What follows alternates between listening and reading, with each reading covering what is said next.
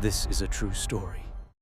700 miles north of the Arctic Circle sits a graveyard of rock and ice called Wrangel Island. It is a place off the edge of the map, a place where the silence is so profound it becomes a physical weight, pressing down until it crushes the mind. In the winter of 1923, that island held one living human soul. She was not an explorer. She was not a survival expert. She was a 23-year-old Inuit seamstress, weighing less than 100 pounds, paralyzed by a fear of polar bears and guns. She had come here as hired help for a team of 4 ambitious young men. Now, the men were gone, and Ada Blackjack was alone at the top of the world, armed only with a dying flashlight, a rifle she didn't know how to use, and a desperate promise to stay alive for a son she might never see again. This isn't a story about conquering nature. This is a story about the terrifying endurance of the human spirit when every light goes out. To understand the disaster, you have to understand the lie that sold it. The expedition was the brainchild of Vilhjalmur Stefansson, a celebrity explorer famous for claiming the Arctic was friendly. He preached that any resourceful white man could live off the land like a king. Stefansson wanted to claim Wrangel Island for the British Empire, but he wasn't going himself. Instead, in 1921, he sent 4 young, mostly inexperienced men to occupy the rock. They needed a seamstress, someone to mend the crucial fur clothing that meant the difference between life and freezing to death. Enter Ada Blackjack, a native Alaskan, recently divorced, destitute and desperate. She had placed her sickly young son Bennett in an orphanage because she couldn't afford his care. The expedition offered $50 a month, a fortune that could reunite her family. She was terrified of the expedition. She had grown up in towns, not the wild, but poverty is a potent motivator. She boarded the ship Silver Wave, not as an adventurer, but as a mother with no other options. When they arrived on Wrangel in September 1921, the island seemed to fulfill Stefansson's promise. The weather was mild, game was plentiful. The team, Alan Crawford, Lorne Knight, Fred Moorer, and Milton Galley, built a comfortable camp. Ada sewed, the men hunted. They laughed. They were living the friendly Arctic dream. They didn't know it was a trap. The plan relied on a relief ship, arriving the following summer, in 1922, to restock their supplies. But that summer the ocean betrayed them. The pack ice around Wrangel didn't melt. It churned and ground together, forming an impenetrable white wall. The relief ship couldn't break through. The 5 souls on the island watched the horizon until the sea froze solid again. The realization hit them with the force of a physical blow. No one was coming. Then the friendly Arctic showed its true face. The polar night descended, bringing a darkness that lasted for months. The temperature plummeted to 50 degrees below zero. The wooden walls of their cabin popped and cracked like gunfire as the sap froze deep within the timber. The game vanished. The caribou, the seals, the birds, they all disappeared into the white mist. Hunger is not just a pain in the stomach. It is a slow, agonizing torture that eats the mind. The vibrant young men began to wither. Scurvy set in. Their gums turned black and spongy. Old wounds reopened. Their joints swelled until simply standing up felt like walking on broken glass.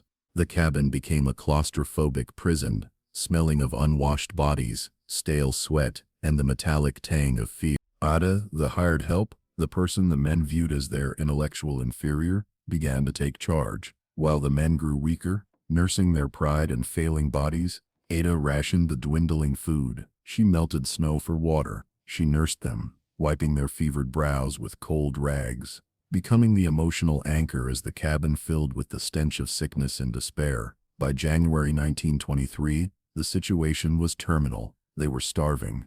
A desperate decision was made. Crawford, Moorer, and Galler would attempt the impossible. A 700-mile trek across the frozen, shifting sea ice to Siberia to find help. They packed the last of the substantial food. They looked like ghosts in their heavy furs. They walked out of the warmth of the cabin and into the howling wind. Ada watched them go.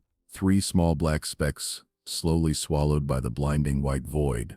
They were never seen again. Ada was left behind with Lorne Knight. He was too sick to move, dying of advanced scurvy. For 6 months the cabin became a house of horrors. Ada played nursemaid to a man sinking into delirium. Knight's teeth fell out. His skin was covered in dark bruises. In his fever, he screamed at her. He blamed her for the hunger, calling her useless, screaming that she wasn't doing enough. She absorbed his abuse. She checked the traps in the biting wind, her fingers numb, crying from the cold, only to find them empty. She chewed raw meat to feed Knight the juices because he could no longer swallow solids. She kept him alive with a singular, iron fortitude. But fortitude cannot cure scurvy. On June 23, 1923, the cabin finally fell silent. Lorne Knight died. The psychological weight of this moment is unimaginable. The nearest human being was a continent away. The silence of the Arctic is not peaceful, it is heavy. It rings in the ears. She was weak, malnourished, and surrounded by the ghosts of 4 men. She tried to drag Knight's body out, but she was too small and the ground was frozen solid as granite. She couldn't dig a grave. She had to leave him. She barricaded his body in the sleeping bag with heavy wooden boxes to protect him from the foxes. She could hear them outside at night, yipping and scratching at the walls, smelling the death inside. Something inside Ada broke and reset. The terrified seamstress died in that cabin with Knight. A survivor emerged. She realized that if she didn't hunt, she would die, and if she died, her son Bennett would be alone forever. She hated guns, but she picked up the heavy rifle. The first time she fired it, the recoil bruised her shoulder purple and the noise shattered the stillness of the island. But she kept shooting. She set traps for foxes. She painstakingly scraped blubber from skins, her hands covered in grease and she dragged driftwood for miles across the jagged ice to keep her fire burning. She reverted to ancestral memories she didn't know she possessed. She built a traditional Inuit skin boat, an umiak, using driftwood for the frame and canvas for the hull, sewing it tight with waterproof stitches. She did this entirely on her own, so she could hunt in the open water if the ice broke up. Her diary from this time is a testament to a mind fighting for sanity. She wrote letters to her dead companions so she wouldn't forget how to speak. She confessed her paralyzing fear of the polar bears that stalked her camp. She would see their massive yellow-white forms moving in the distance, sniffing the air. Watching her every day was a negotiation with death. She had to stay busy, or the silence would consume her. She wrote, "I think it is time to start sewing again. I must keep my hands moving. If I stop, I think too much. And if I think too much, I will break." She didn't just survive.